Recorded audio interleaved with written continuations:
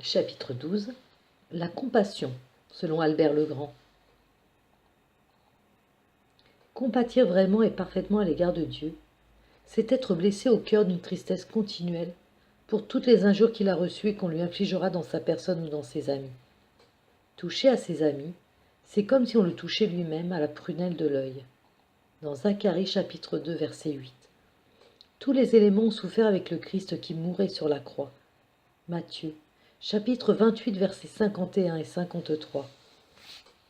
On compatit véritablement à l'égard du prochain quand on partage sa souffrance du fond de l'âme pour ses afflictions spirituelles et corporelles. Suivant l'exemple de saint Paul qui s'écriait « Qui donc est faible sans que moi aussi je sois faible avec lui? Qui vient à tomber sans qu'un feu ne me dévore ?» Dans la deuxième lettre aux Corinthiens, chapitre 11, verset 29.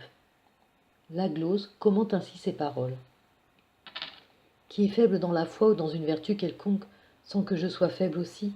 C'est-à-dire, est-ce que je ne m'en afflige pas comme pour moi-même, qui est scandalisé à cause de quelque chagrin, sans que je brûle du feu de la compassion? Et à l'endroit de nos proches qui sont en purgatoire, la véritable compassion consiste à nous affliger grandement de ceux qui y endurent des peines rigoureuses, et principalement de ceux qui sont privés de la vision de Dieu et du bonheur qu'on en ressent. Et pendant tout le temps qu'ils y restent, ils ne peuvent louer Dieu parfaitement. Cette affliction et cette compassion nous poussent à prier Dieu avec ardeur et sans interruption pour qu'il vienne les arracher à ces souffrances si dures et si cruelles. La surabondante compassion du Christ pour nous doit nous conduire à la compassion véritable. N'est-ce pas lui au dire de saint Augustin, qui est pressé d'absoudre le pécheur de ce qui fait le tourment de sa conscience, comme si la compassion pour ce malheureux l'affligeait plus que le pécheur ne souffre par compassion pour lui-même. Encore, le Christ n'a pas seulement compati à nos misères, il portait nos maladies et il s'était chargé de nos douleurs. Isaïe, chapitre 53, verset 4. La nature aussi, notre corps, nos membres, nous prêchent cette compassion. Si un membre souffre, tous les membres souffrent avec lui. Dans la première lettre aux Corinthiens, chapitre 12, verset 26. De même, nous devons nous laisser attirer à la compassion par ses avantages. La compassion fortifie notre charité et elle nous fera régner avec le Christ, selon ce qui est écrit.